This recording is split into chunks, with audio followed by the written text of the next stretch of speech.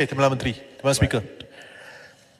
Ekoran mereka yang telah berbahas, saya mempersilakan Yang Berhormat Menteri untuk menjawab 10 minit. Terima kasih Yang Berhormat Pengerusi. Pertama sekali menjawab tentang perkara yang telah dibangkitkan oleh Yang Berhormat Puchong tentang bila akta ini akan dikuatkuasa. Akta ini akan dikuatkuasakan dalam tempoh 12 bulan selepas ia digezetkan. Dan keutamaan pihak kementerian dan juga Suruhanjaya Tenaga setelah akta ini diluluskan ialah untuk memberikan penjelasan dan penerangan kepada semua pihak berkepentingan untuk memahami dan melaksanakan peruntukan dalam akta, khususnya audit tenaga, energy saving measures dengan izin dan pelaporan. Sebagaimana kita sebut, pertama sekali ia telah dibincangkan seawal Januari 2018. Kemudian di bawah kerajaan berikutnya ia telah diluluskan secara prinsip di peringkat kabinet dan dirancang untuk dibawa ke parlimen pada tahun 2020 dan seterusnya di bawah kerajaan yang berikutnya juga dipersetujui untuk diteruskan dan akhirnya hari ini perkara ini kita dapat realisasikan. Jadi ia bukan perkara baru dan langkah-langkah promosi carrot yang disebut tadi sudah ada di dalam beberapa dasar-dasar dan polisi sebelum ini, sebelum kita laksanakan EECA ini. Tentang perkara yang dibangkitkan oleh Yang Berhormat Puchong bahawa ia akan melibatkan 2,000 perpasangan dan adakah kita punya pengurus tenaga dan juru audit tenaga kita mencukupi. Untuk makluman, ST telah membuat perancangan untuk membuat proses transisi terhadap pengurus tenaga elektrik berdaftar di bawah peraturan-peraturan pengurusan tenaga elektrik 2008. Ini adalah existing legislation yang sedia ada dengan sasaran sebanyak 1,887 orang pengurus tenaga elektrik berdaftar yang akan ditransisikan pendaftaran mereka sebagai pengurus tenaga berdaftar di bawah RUU Kecekapan dan Konservasi Tenaga ini. Tentang soal hanya ada 500 juru audit tenaga, buat masa ini kita sudah ada juru audit tenaga yang bekerja dengan syarikat perkhidmatan tenaga ataupun ESCO. Jadi Suruhanjaya bersedia untuk menilai juru audit tenaga yang didaftarkan di bawah RU ini dan sasaran kita pada tahun ini ialah untuk daftarkan sebanyak 200 orang juru audit tenaga. Jadi ia juga sebenarnya dengan ada EECA, ia juga sebenarnya satu peluang pekerjaan kepada anak-anak muda kita untuk bekerja di dalam bidang ini. Apakah implikasi kos kepada kerajaan? Buat masa ini sebanyak 300 buah bangunan kerajaan telah dilabelkan dengan label intensiti tenaga dan terdapat juga perkeliling pada 2014 yang memberi garis panduan kepada semua bangunan kerajaan untuk melaksanakan program-program kecekapan tenaga seperti dengan izin low hanging fruit yang tidak melibatkan kos yang tinggi, pengawalan kos suhu bagi pendingin hawa dan sebagainya yang itu sudah pun mula dilaksanakan. Dan jadual ketiga yang hanya akta ini hanya terpakai kepada bangunan pejabat. Apakah jenis bangunan kategori lain yang akan ditambah dan juga garis masa. Jadi kita masih lagi dalam peringkat libat urus dengan pemegang-pemegang taruh yang lain untuk melihat kategori-kategori bangunan lain untuk kita turut sertakan di bawah peruntukan EECA ini. Tentang soal pertindihan kuasa antara menteri yang bertanggungjawab untuk elektrik dan menteri yang bertanggungjawab untuk bekalan gas ataupun petroleum, setakat ini tiada pertindihan kuasa. Memang dia dua menteri yang berbeza yang bertanggungjawab tentang hal ini, tetapi secara khususnya hal perkara ini di bawah EECA telah dikaji dan diperincikan mengikut bidang kuasa menteri yang bertanggungjawab dengan bidang atau bekalan elektrik. Jadi walaupun kita telah meliputi bekalan tenaga thermal juga di dalam soal kecekapan tenaga, tapi diletakkan untuk menteri yang bertanggungjawab dalam bekalan elektrik. Dan ini adalah keputusan lama yang telah dibuat ketika RUU ini mula-mula dibincangkan beberapa tahun yang lepas di dalam Jemaah Menteri. Minta penjelasan. Menteri, kenapa saya bangkitkan ini adalah kerana jika kita tengok dalam kecekapan tenaga untuk tenaga terma, ia akan include gas LNG dan salah satu untuk meningkatkan kecekapan tenaga terma adalah cogeneration, combined heat and power, di mana gas price, tarif gas akan dirangkumi dalam polisi itu. Oleh itu saya rasa agak susah kalau kita ada satu menteri yang bertanggungjawab dengan kecekapan terma dan satu menteri yang jaga tenaga terma. Terima kasih Yang Mohd. Sebenarnya saya berpegang pada keputusan Jemaah Menteri pada tahun 2019. Yang mana keputusan Jemaah Menteri pada waktu itu ialah kerana EECA ini di bawah menteri yang bertanggungjawab untuk bekalan elektrik. Jadi mereka meletakkan soal kawal selia undang-undang ini di bawah menteri yang bertanggungjawab atas bekalan elektrik. Tapi saya maklum, ya memang kita ada sedikit perbezaan. Bukan hanya gas, ya. Kalau kita tengok soal nuklear di bawah MOSTI, soal hidrogen juga di bawah MOSTI. Jadi memang ada, kalau kita cakap tenaga secara spesifik, ada sebenarnya beberapa menteri yang bertanggungjawab dan itu antara mungkin masalah atau cabaran struktural yang kita ada. Tetapi kita rasa kalau kita melihat perkara ini dan fokus kepada soal kecekapan tenaga, dan kita boleh laraskan. Selama ini pun memang perbincangan-perbincangan, misalnya peralihan tenaga dan sebagainya yang kita ambil di peringkat NRECC, kita libatkan kementerian-kementerian, contohnya Kementerian Ekonomi, MITI dan sebagainya yang juga ada kaitan dengan soal tenaga. Seterusnya Yang Berhormat Berwas bercakap tentang cadangan agar ia lebih kepada polisi dan bukannya akta. Jadi sebenarnya kita sudah ada polisi ini sekian lama, tetapi kita nak bawa ke satu tahap yang lebih tinggi supaya kita dapat membawa kecekapan tenaga kita ke apa yang dilaksanakan di seluruh dunia. Ya, kalau ini sudah jadi amalan di Eropah, di Jepun, di Singapura, malah di ASEAN sebenarnya sudah ada 6 negara yang ada energy efficiency legislation. Ya, jadi kita ni agak ke belakang dalam konteks ASEAN.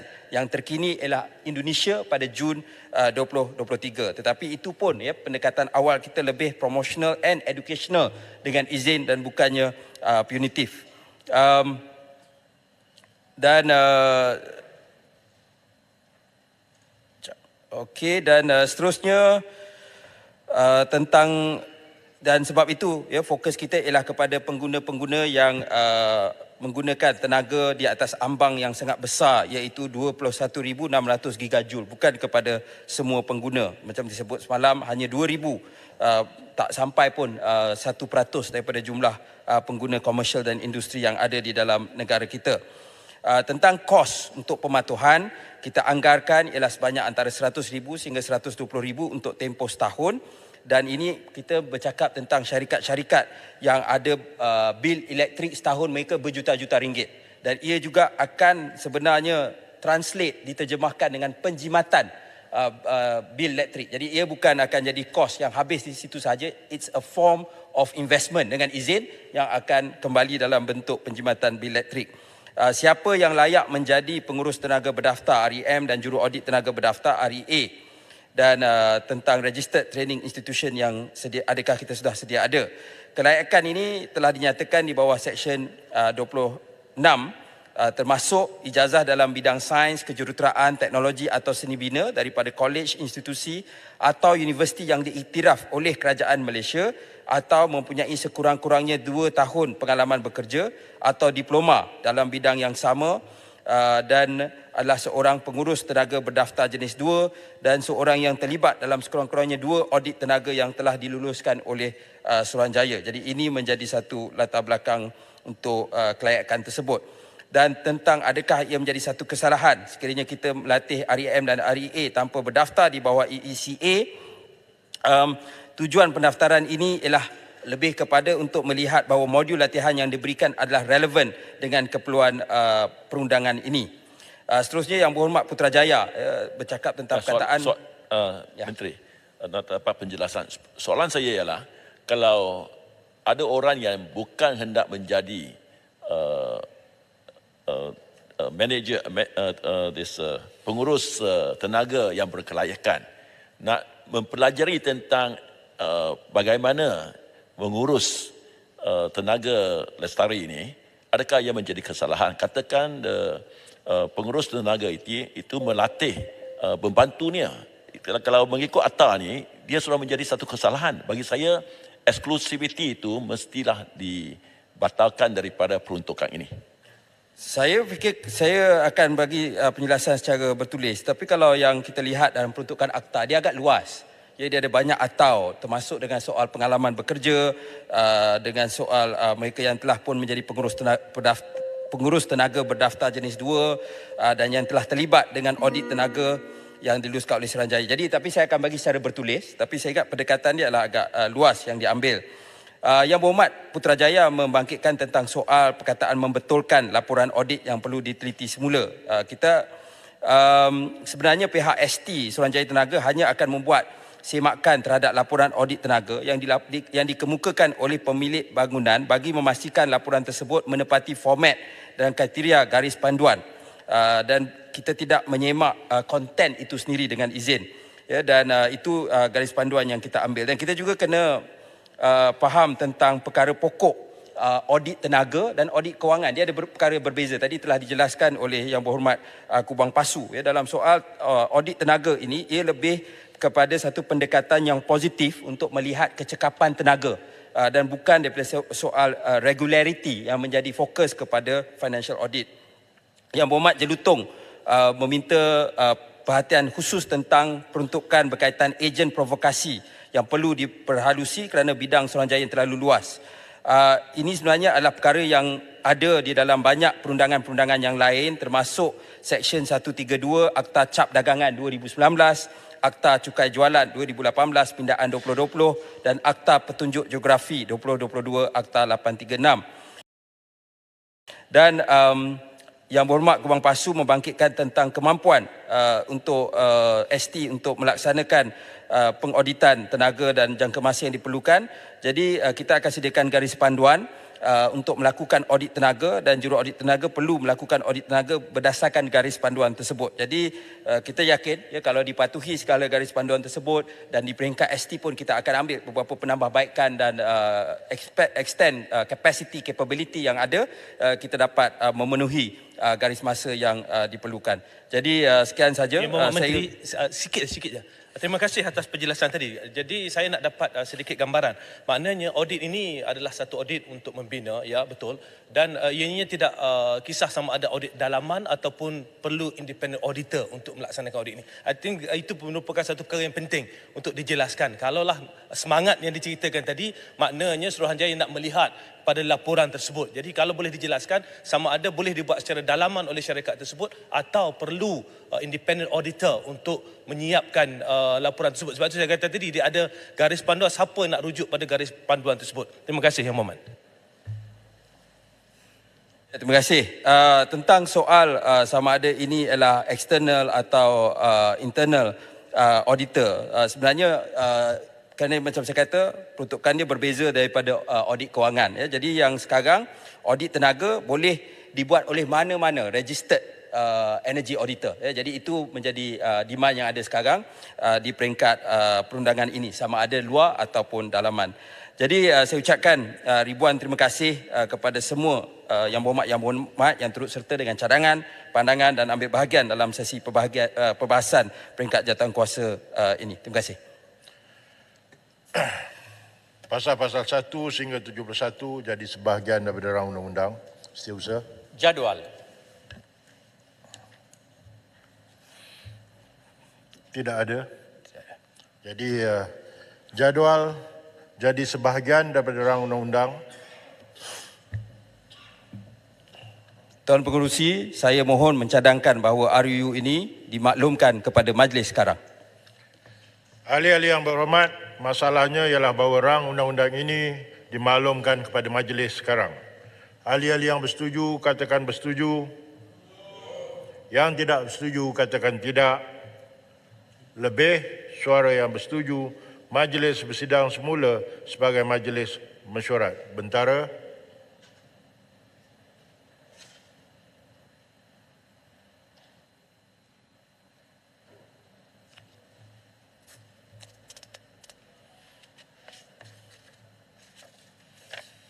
Yang di-Pertua, saya mohon memaklumkan bahawa rang Undang-Undang Kecekapan dan Konservasi Tenaga bacaan kali yang kedua telah ditimbangkan dalam jawatankuasa dan dipersetujui tanpa pindaan. Saya mohon mencadang supaya rang undang-undang ini dibacakan kali yang ketiga dan diluluskan sekarang. Ada sesiapa menyokong? Saya mohon menyokong. Baik. Masalahnya ialah rang undang-undang ini dibaca kali yang ketiga dan diluluskan sekarang.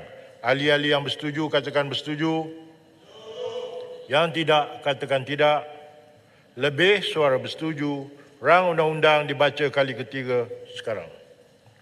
Rang undang-undang bernama Suatu Akta untuk mengawal selia penggunaan cekap tenaga dan konservasi tenaga dengan matlamat untuk menambah baik dan meningkatkan kecekapan tenaga dan untuk mengelakkan pembaziran tenaga dan untuk mengadakan peruntukan bagi perkara yang berkaitan. DR 29/2023, Rang Undang-Undang Bekalan Elektrik Pindaan 2023, bacaan kali yang kedua. Tuan Yang di-Pertua, saya mohon mencadangkan iaitu rang undang-undang bernama Suatu Akta untuk meminda Akta Bekalan Elektrik 1990 dibaca kali yang kedua sekarang. Tuan Yang di-Pertua, ahli-ahli Dewan yang dihormati, izinkan saya untuk turut membentangkan RUU ini untuk meminda Akta Bekalan Elektrik 1990, Akta 447, yang mana ia adalah susulan daripada RUU Kecekapan dan Konservasi Tenaga 2023 yang telah diluluskan Dewan Yang Mulia sebentar tadi. Untuk makluman ahli-ahli yang berhormat, Akta Bekalan Elektrik 1990 telah diwartakan pada 30 Ogos 1990 terpakai di Semenanjung Malaysia dan Sabah. Akta ini bertujuan mengawal selia industri pembekalan elektrik, memastikan pembekalan elektrik pada harga yang munasabah, mengawal selia keselamatan pepasangan, loji dan kelengkapan elektrik dan meliputi perkara-perkara berkenaan penggunaan elektrik yang cekap. Susulan RUU Kecekapan dan Konservasi Tenaga 2023 yang akan dikuatkuasakan bagi tujuan kawal selia, kuatkuasa, selaras dan melaksanakan inisiatif kecekapan tenaga termasuk tenaga terma, maka pindaan perlu dibuat ke atas beberapa peruntukan berkaitan dengan kecekapan tenaga di dalam Akta 447. Tuan Yang di-Pertua dan ahli-ahli yang dihormati sekalian, pindaan yang saya cadangkan melalui RUU Bekalan Elektrik Pindaan 2023 melibatkan 3 fasal, iaitu Fasal 1 mengandungi tajuk ringkas dan peruntukan tentang permulaan kuat kuasa akta. Fasal 2 pula bertujuan meminda Seksyen 4 iaitu tajuk panjang dengan memotong perkataan dan penggunaan elektrik dengan cekap. Kedua, Seksyen 4K dengan memotong perkataan penggunaan elektrik dengan cekap dalam teks bahasa Inggeris dalam perenggan GA dengan menggantikan perkataan efficient kepada perkataan efektif dan dengan memotong perenggan LA. Seksyen 11.1 dengan menggantikan perkataan cekap kepada berkesan. Pemotongan seterusnya keempat, pemotongan bahagian VA, Seksyen 23A, 23B, 23C dan 23D. Kelima, subsection 53 dalam kurungan 1 dengan memotong perenggan XA, XJ dan XK, dan C, Pasal 3 pula berkaitan peruntukan kecualian dan peralihan serta pemansuhan peraturan-peraturan pengurusan tenaga elektrik secara cekap 2008. Pindaan-pindaan lain yang saya tidak nyatakan secara khusus di sini adalah merupakan pindaan yang bersifat editorial atau consequential in nature dengan izin. Tuan Yang di-Pertua dan ahli-ahli Dewan yang dihormati, kesimpulannya, saya yakin RUU yang dikemukakan ini akan memantapkan lagi tadbir urus akta ini serta memastikan Kementerian Sumber Asli Alam Sekitar dan Perubahan Iklim NRECC dan Suruhanjaya Tenaga melaksanakan fungsi dan peranannya dalam menetapkan dasar serta hala tuju dan mengawal selia semua aspek berkaitan dengan kecekapan dan konservasi tenaga secara teratur dan juga berkesan. Tuan Yang di-Pertua, saya mohon mencadang. Ada sesiapa menyokong